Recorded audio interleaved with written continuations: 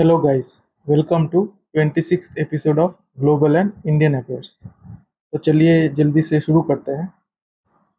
तो सबसे पहला इवेंट है जो कि कल के दिन यानी 27 मई को होने वाला है।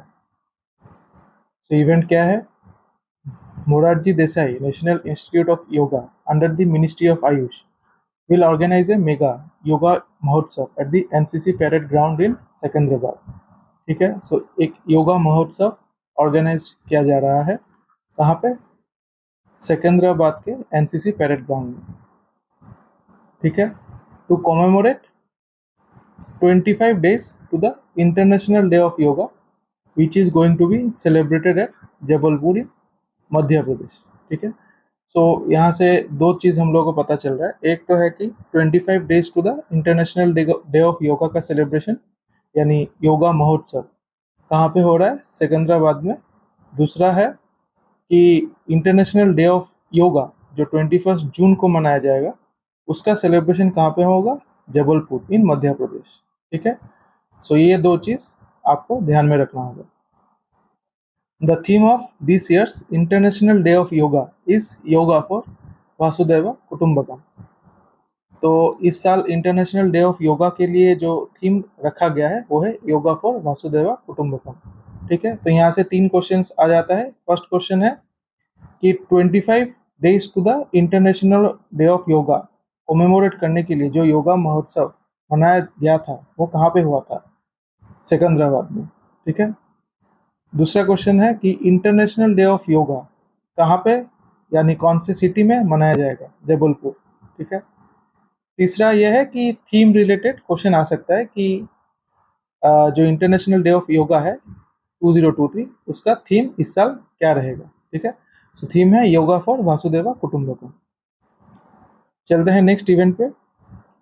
The fourth meeting of the national level steering committee of the Atal Bhujal Yojana was held in New Delhi under the chairmanship of Secretary Department of Water Resources RDNGR Ministry of Jal Shakti. Atal Bhujal Yojana was implemented as a central sector scheme since April 2020 in 8220 water stressed Gram Panchayats of 229 administrative blocks talukas in 80 districts of 7 states. So ये जो अटल भूजल योजना है, ठीक है, ये start किया गया था अप्रैल 2020 को और अब तक 7 स्टेट्स में इम्प्लीमेंट किया गया है। ठीक है, Gujarat, Haryana, Karnataka, Madhya Pradesh, Maharashtra, Rajasthan and Uttar Pradesh for 5 years। ठीक है, 2020-2025, तो 5 साल में इन 7 स्टेट्स में अटल भूजल योजना को इम्प्लीमेंट किया जाएगा। ठीक है, सो एक क्वेश्चन तो आपका बन गया कि अटल भूजल योजना कितने स्टेट्स को कवर कर रहा है? ठीक है, तो आंसर इज 7। और दूसरा आ सकता है कि आपको सेम क्वेश्चन ही मतलब पूछेगा कि अटल भूजल योजना जो है इनमें से कौन से स्टेट्स में इम्प्लीमेंट किया गया है या फिर इम्प्लीमेंट नहीं किया गया है। तो आपको 4 ऑप्शंस दिया जाएगा, उसमें से आपको सिलेक्ट करना पड़ेगा। सो ये जो 7 स्टेट्स है इसको आप याद रख सकते हैं। इसका शॉर्ट फॉर्म जैसे कि मैंने पहले भी बताया है, इनिशियल्स जो है थोड़ा सा आप ध्यान में रख सकते हैं। ठीक है, याद रखने के लिए। The committee reviewed the overall progress of the scheme and directed the states to expedite all the activities including procurement as well as convergence for the implementation of the interventions proposed under water security plans. The committee noted that the scheme implementation was hampered by COVID during initial 2 years, and given that community behavioral change is a time-taking process, it was decided that the scheme should be taken up for continuation for another 2 years beyond existing time of the scheme. इसका मतलब पहले जो observance period था या फिर implementation period था वो था 2020 से 2025, बट अभी क्या है 2 साल एक्सटेंड कर दिया गया है। ठीक है, so for continuation for another 2 years। ठीक है, ये इंपॉर्टेंट हो जाता है। तो क्वेश्चन आ सकता है कि अटल भूजल योजना को कितने साल से एक्सटेंड किया गया है? ठीक है, आंसर इज 2 years। या फिर आपको ऐसे ही पूछ सकता है कि अटल भूजल योजना कौन से साल से लेके कौन से साल तक इम्प्लीमेंट किया जाएगा? ठीक है, या हाँ इम्प्लीमेंट ही किया जाएगा। ठीक है, सो ये दो चीज़ आप थोड़ा सा याद रखिएगा। 2 years extension and implementation period है 2020 से लेके अभी 2027। ठीक है, चलते हैं नेक्स्ट इवेंट पे। Justice Sanjay Vijay Kumar Gangapurwala has been appointed as the chief justice of Madras high court. So ये है जस्टिस विजय कुमार गंगापुरवाला, ठीक है। सो इनको chief justice of Madras high court बना दिया गया है। सो वेरी इंपॉर्टेंट, इसको थोड़ा सा आपको ध्यान में रखना पड़ेगा।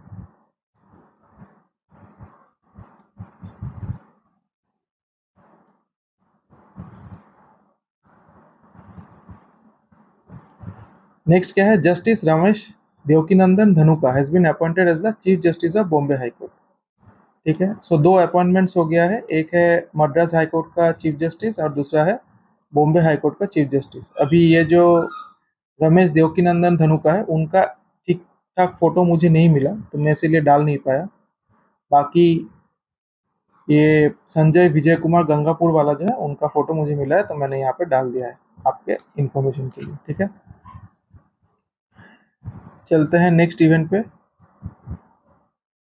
The national tiger conservation authority has constituted a cheetah project steering committee to review progress, monitor and advise on the cheetah introduction to the Madhya Pradesh Forest Department.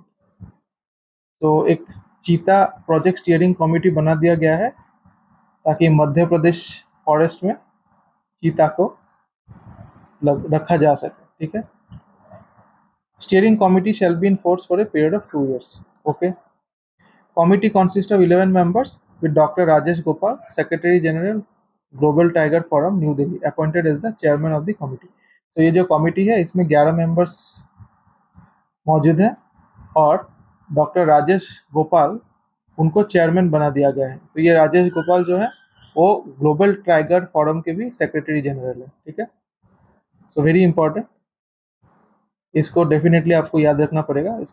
इससे related questions आ सकता है कि चीता प्रोजेक्ट स्टीयरिंग कमिटी का chairman किसको बनाया गया, तो डॉक्टर राजेश गोपाल। और दूसरा है कि कितने मेंबर्स हैं, तो 11 मेंबर्स, ठीक है। चलते हैं नेक्स्ट इवेंट पे। मिनिस्ट्री ऑफ माइनॉरिटी अफेयर्स एसिस Central Council of Research in Unani Medicine and National Institute of Unani Medicine, Bengaluru, under the Ministry of Ayush for the promotion and upgradation of Unani medicine facilities in India. Ministry of Minority Affairs has approved a grant of rupees 45.34 crores under Pradhan Mantri Jan Vikas Karyakram, a centrally sponsored scheme. This will support the upgradation of Unani medicine facilities at Hyderabad, Chennai, Lucknow, Silchar and Bengaluru. So ministry of minority affairs ने क्या कर दिया है, एक grant approve कर दिया है जिसका वैल्यू है 45.34 करोड़ अंडर प्रधानमंत्री जन विकास कार्यक्रम, ठीक है। और ये ग्रांट जो है क्या करेगा, हेल्प करेगा यूनानी मेडिसिन फैसिलिटीज जो है उसको अपग्रेड करने में। कितने सेंटर्स में, 5 सेंटर्स में, ठीक है। Hyderabad, Chennai, Lucknow, Silchar, Bengaluru. So very important, इसको ध्यान में रखना होगा कि कितने सेंटर्स में उनानी मेडिसिन फैसिलिटीज को अपग्रेड किया जाएगा, 5 सेंटर्स, ठीक है। तो क्वेश्चन आ सकता है, recently the ministry of minority affairs announced a grant of rupees 45.34 crores for the upgradation of Unani medicine facilities at how many centers? The answer will be 5. या फिर दूसरा ऐसा भी आ सकता है कि which of the below Unani medicine facilities recently received a grant of came under the ambit of the grant provided by Ministry of Minority Affairs under the प्रधानमंत्री जन विकास कार्यक्रम, ठीक है। सो ये 5 में से जो भी ऑप्शन वहाँ पे मौजूद रहेगा उसको आपको टिक करना है। Ministry of Minority Affairs has sanctioned a total amount of 35.52 crores to CCRUM and 9.81 crores to NIUM. So ये जो दो इंस्टीट्यूट्स है इन दोनों में ये डिवीजन कर दिया गया है। सो 45.34 करोड़ का डिवीजन कर दिया गया है, ठीक है। अच्छा, बाकी जो यहाँ पे 2 पॉइंट्स है इसको थोड़ा सा वीडियो को पॉज करके रीड कर लीजिएगा, ठीक है। यहाँ पे डिस्कस करके वीडियो का लेंथ नहीं बढ़ाता है। चलते हैं नेक्स्ट इवेंट पे। Axis bank introduced Sarathi a first of its kind digital onboarding system that enables merchants to use electronic data capture or point of sale. So Axis bank ने क्या कर दिया है, सारथी एक डिजिटल ऑनबोर्डिंग सिस्टम को introduce कर दिया है, ठीक है, किसके लिए, for merchants to use electronic data capture और पॉइंट ऑफ सेल, ठीक है। तो क्वेश्चन ऐसा आ सकता है कि recently which of the following banks introduced a scheme Saarthi for digital onboarding, introduced a scheme Sarthi, a digital onboarding system to enable merchants to use electronic data capture or point of sale, ठीक है।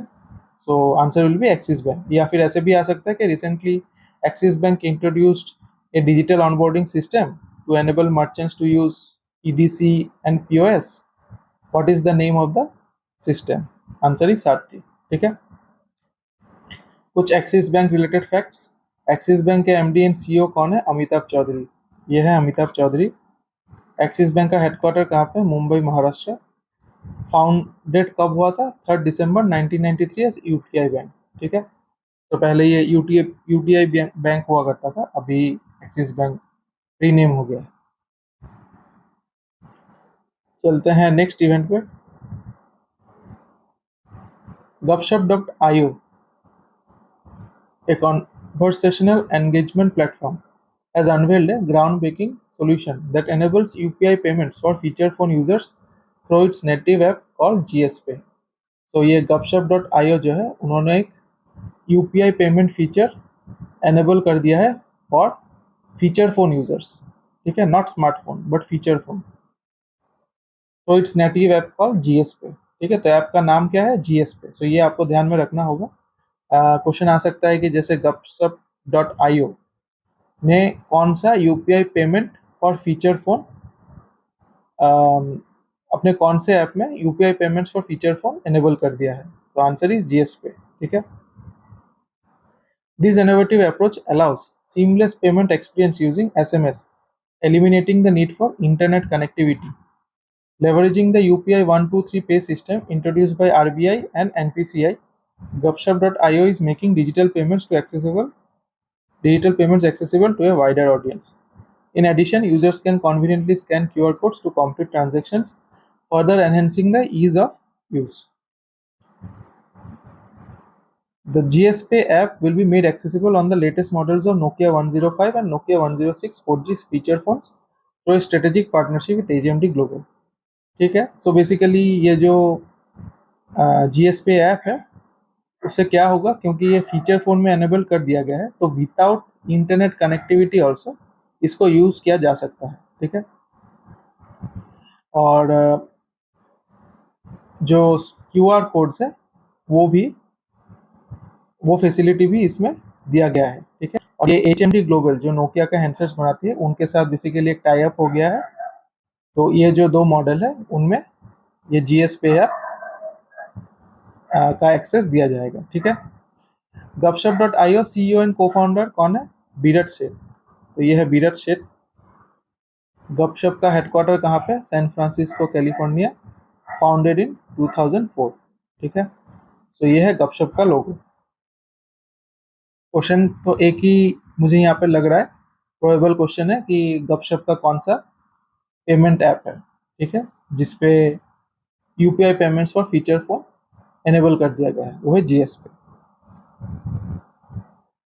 चलते हैं next event पे। Harsh Jain, founder of Dream11, appointed as chairperson of internet and mobile association of India. Very important question यहाँ से आ सकता है कि chairperson of internet and mobile association of India किसको बना दिया गया है या अपॉइंट किया गया है? हर्ष जैन। सो ये है हर्ष जैन। बाकी और भी कई सारे अपॉइंटमेंट्स हुए हैं, जिसमें से इंपॉर्टेंट है कि Rajesh Magow of MakeMyTrip has been appointed as vice chairperson and Satyan Gajwani of Times Internet as the treasurer, ठीक है। IAMAI as an industry body plays a crucial role in shaping policies that drive the growth and sustainability of the technology and startup sector in India. The newly formed governing council of IAMAI comprises a diverse group of 24 industry leaders representing various sectors within the technology and startup ecosystem. So nearly 24 लोगों को appoint किया गया है, ठीक है, as a governing council, ठीक है। तो ये गवर्निंग काउंसिल ऑफ IAMAI। अच्छा, IAMAI का हेडक्वार्टर कहाँ पे? Mumbai, Maharashtra. Founded on 2004। So logo है ये वाला IAMAI का, ठीक है। चलते हैं नेक्स्ट इवेंट पे। The World Meteorological Organization recently released updated data in its Atlas of Mortality and Economic Losses from Weather, Climate and Water related Hazards.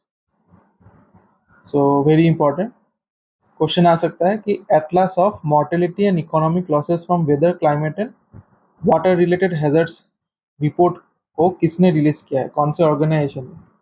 तो answer is world meteorological organisation. वैसे world meteorological organisation के बारे में हम लोगों ने पिछले videos में ऑलरेडी डिस्कस किया है, तो आप चाहे तो मेरे पिछले वीडियोस में जाकर देख सकते हैं। The data now covers the period 1970 to 2021। सो ये जो रिपोर्ट है वो कौन से पीरियड को कवर करता है? 1970 से लेकर 2021। Extreme weather, climate and water related events cause nearly 11,778 reported disasters from 1970 to 2021. Reported economic losses are US $4.3 trillion and rising. Death toll is at 2 million with 90% in developing countries. Mortality rates have fallen thanks to early warnings. Okay, so काफी grim situation है। Asia reported the greatest number of disasters attributed to weather, climate and water extremes. तो सबसे ज्यादा disasters Asia में हुआ है। Okay, these disasters caused the continent $1.4 trillion in economic losses. North America, Central America, Caribbean reported second highest number of extreme weather events. This resulted in 77,454 deaths and $2 trillion in economic losses. Between 1970 and 2021, the region accounted for 46% of reported economic losses worldwide. The United States alone incurred $1.7 trillion, accounting for 39% of losses worldwide in 51 years. Most of the reported economic losses were attributed to storm-related disasters and more specifically to tropical cyclones. So basically, सबसे पहले जो ranking में आता है with greatest number of disasters वो है Asia, उसके बाद north America, central America, Caribbean जो सेकंड स्पॉट में है, उसके बाद आता है यूएस, ठीक है। Africa, Europe, south west Pacific and south America made up the rest of the list. While droughts caused 95% of African deaths, extreme temperatures were the leading cause of reported deaths in Europe. Tropical cyclones were the leading cause of death in Southwest Pacific. Floods accounted for 61% of 943 disasters that South America experienced. So not that important. According to the reports, nearly 138,377 Indians died between 1970 and 2021 in 573 climate-related disasters, the second highest number in Asia after Bangladesh. So basically, Bangladesh जो है सबसे ज़्यादा disasters among the Asian countries Bangladesh में हुआ है, followed by India, and उसके बाद आता है म्यांमार, ठीक है। तो इसको थोड़ा सा ध्यान में रखिएगा। तो सबसे पहले आता है बांग्लादेश, उसके बाद आता है इंडिया, उसके बाद आता है म्यांमार, और फिर उसके बाद आता है चाइना। चाइना जो है, चाइना में fourth highest number of casualties हुआ है, ठीक है।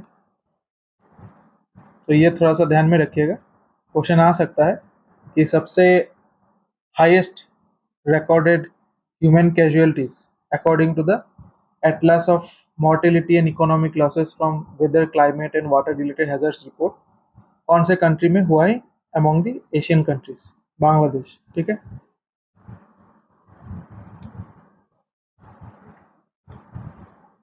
The figures were released at the World Meteorological Congress quadrennial session which began on May 22nd. The event scheduled till June 2nd will see a high-level dialogue on international campaign to ensure that everyone in the world is protected by early warning systems by the end of 2027। ठीक है, further कुछ developments होता है ये world meteorological Congress related, तो मैं आपको बता दूंगा। अभी के लिए ध्यान में रखते हैं फर्स्ट थिंग कि ये रिपोर्ट किसने रिलीज किया है? World meteorological organisation. Second, among the continents सबसे हाईएस्ट नंबर ऑफ डिजास्टर्स कहाँ पे रिकॉर्ड हुआ है? Asia. And among the Asian countries सबसे हाईएस्ट कहाँ पे रिकॉर्ड हुआ है? बांग्लादेश। ठीक है, तो ये दो ग्राफ्स मुझे मिला है रिपोर्ट रिलेटेड, आप थोड़ा सा देख सकते हैं इसको। नेक्स्ट इवेंट क्या है? Jay Kumar S Pillai appointed as the deputy managing director of IDBI bank. तो जय कुमार एस पिल्लाई का फोटो मुझे नहीं मिला, मैं इसलिए डाल नहीं पाया। और नीचे जो फोटो है वो बेसिकली आईडीबीआई बैंक के जो एमडी एंड सीईओ हैं वो राकेश शर्मा का है। ठीक है, तो Jay Kumar S Pillai appointed as the deputy managing director of IDBI bank. तो इसको थोड़ा सा ध्यान में रखिए, क्वेश्चन आ सकता है कि who among the following was appointed as the deputy managing director of IDBI bank? Answer is Jay Kumar S Pillai. He is presently working as the Chief General Manager and Circle Head in Canara Bank, Mumbai. He has about 32 years experience in the public sector bank, so not that important. IDBI Bank has two Deputy Managing Director positions. It currently has one DMD, Suresh Khatanhar. The other DMD, Samuel Joseph Jevraj, moved to the National Bank for Financing, Infrastructure and Development as Deputy MD in early April 2023. So इनके वजह से ये vacancy create हुआ था। ठीक है, बाकी IDBI MD and CEO कौन है? राकेश शर्मा। आईडीबीआई बैंक का हेडक्वार्टर कहाँ पे? Mumbai, Maharashtra. And IDBI bank founded in 1 July 1964। ठीक है, चलते हैं नेक्स्ट इवेंट पे। The Madhya Pradesh government announce that it will set up Veer Shiromani Maharana Pratap Lok in Bhopal to inspire future generations about the legendary warrior's valor and also include events of his life in the state's school syllabus. The structure will have exhibits of his 7 associates, including famed horse Chetak, his general and aide Bhama Shah, and associate Punja Bhil. ठीक है, so direct question आएगा कि Maharashtra government ने वीर शिरोमणि महाराणा प्रताप लोक कहाँ पे बनाने का यानी कौन से सिटी में बनाने का फैसला किया है? ठीक है, सो आंसर इज भोपाल। चलते हैं नेक्स्ट इवेंट पे। The fourth edition of squash world cup 2023 will begin from June 13th in Chennai. 8 countries, including India, will participate in the tournament. Hong Kong, Japan, Malaysia, Egypt, South Africa, Australia and Colombia. ठीक है, सो दो question तो यहीं से बन जाता है कि एक तो है कि fourth edition of squash world cup कहाँ पे होगा? आंसर इज चेन्नई में। दूसरा है कि how many countries will participate in the fourth edition of squash world cup? Hong Kong, I mean 8 countries. So कौन कौन से कंट्रीज है? Hong Kong, Japan, Malaysia, Egypt, South Africa, Australia and Colombia. ठीक है, और तीसरा क्वेश्चन ऐसा आ सकता है कि which among the following countries will participate in the fourth edition of the squash world cup? So जो भी ऑप्शंस में रहेगा उसमें से आपको सही आंसर टिक करना होगा। तो ये जो है, ये जो 8 कंट्रीज है इसका नाम थोड़ा सा आपको याद कर लेना होगा। It will be jointly organized by Sports Development Authority of Tamil Nadu and World Squash Federation. Last edition of the World Cup was also held in Chennai in 2011. तो काफ़ी सालों पहले हुआ था जो last world squash world cup जो हुआ था वो 2011 में हुआ था, बट चेन्नई में ही हुआ था। अच्छा, कुछ facts related to WSF and ASF। World squash federation president कौन है? जेना उलरिच। सो ये है जेना उलरिच। हेडक्वार्टर कहाँ पे है? England, Hastings, east Sussex, England. ठीक है, कब फॉर्म हुआ था? 1967। मेंबर्स कितने हैं? 122। एशियन स्क्वाश फेडरेशन प्रेसिडेंट कौन है? डेविड यंग वेन मुई। सो ये है डेविड यंग वेन मुई। एशियन स्क्वाश फेडरेशन का हेडक्वार्टर कहाँ पे है? कुआलालंपुर। कब फाउंड हुआ था? 1980। मेंबर्स कितने हैं? 27। ठीक है, तो ये है WSF का लोगो, ये है ASF का लोगो। तो ये आपके जनरल अवेयरनेस के लिए है, तो थोड़ा सा इसको मेमोराइज कर लीजिएगा, क्वेश्चन आ सकता है इससे। तो चलते हैं आज के लास्ट इवेंट पे। Republic of Ireland is set to introduce health warning labels on alcohol products, becoming the first country in the world to do so. So direct question यहाँ से आ सकता है कि which of the below countries became the first in the world to introduce health warning labels on alcohol products? The answer is Ireland.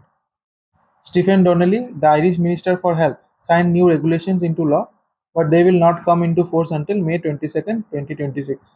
So ये जो health warning levels है हम लोगों को देखने को मिलेगा आफ्टर May 22nd, 2026।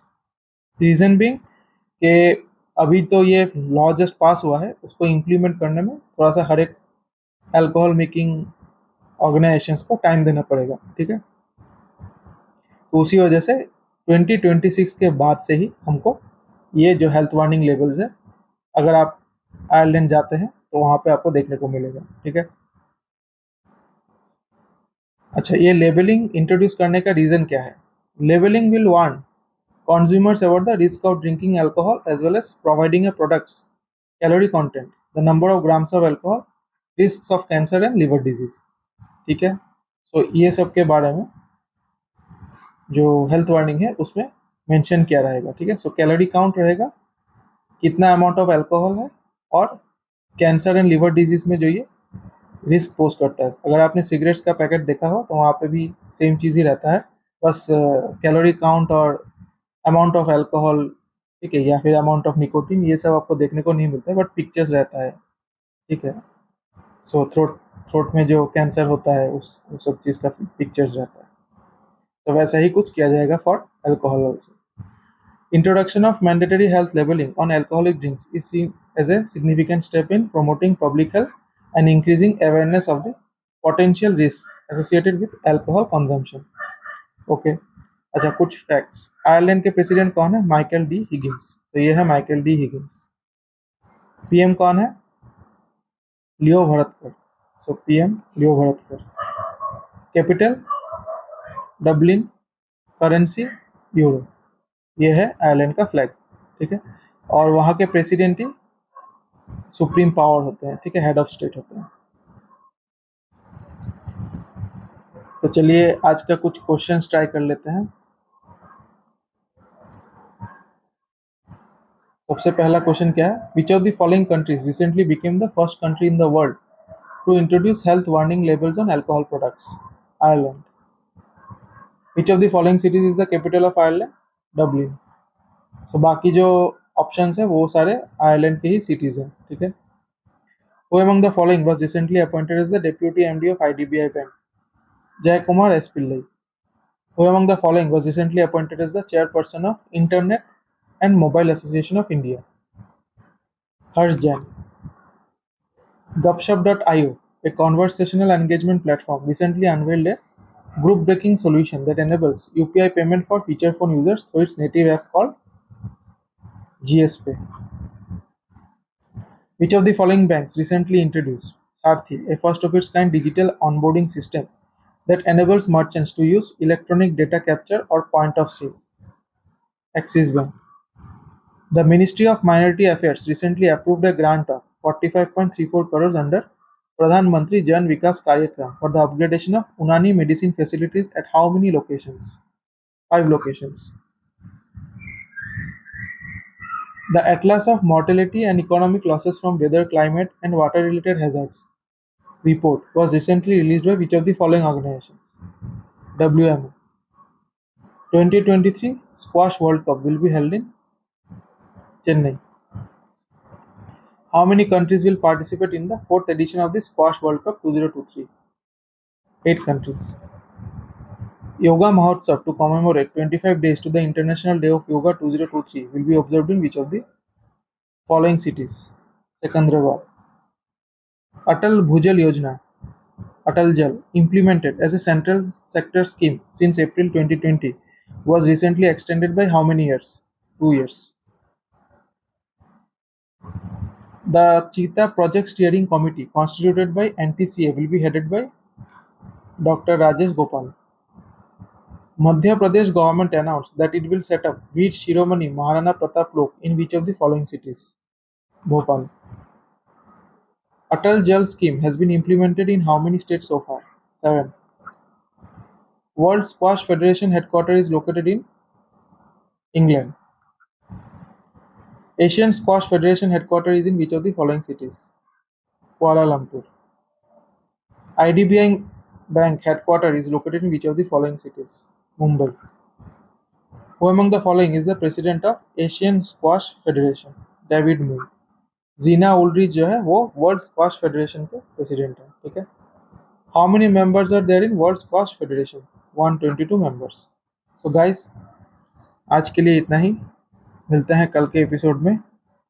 अगर आपको मेरा वीडियो अच्छा लगा तो प्लीज़ लाइक कीजिएगा, सब्सक्राइब कीजिएगा एंड अपने दोस्तों के साथ शेयर कीजिएगा. अगर आपको लगा कि मैंने कुछ यहाँ पे गलत इन्फॉर्मेशन दिया है तो नीचे कमेंट करके ज़रूर बताइएगा. सो चलिए, thank you and good night.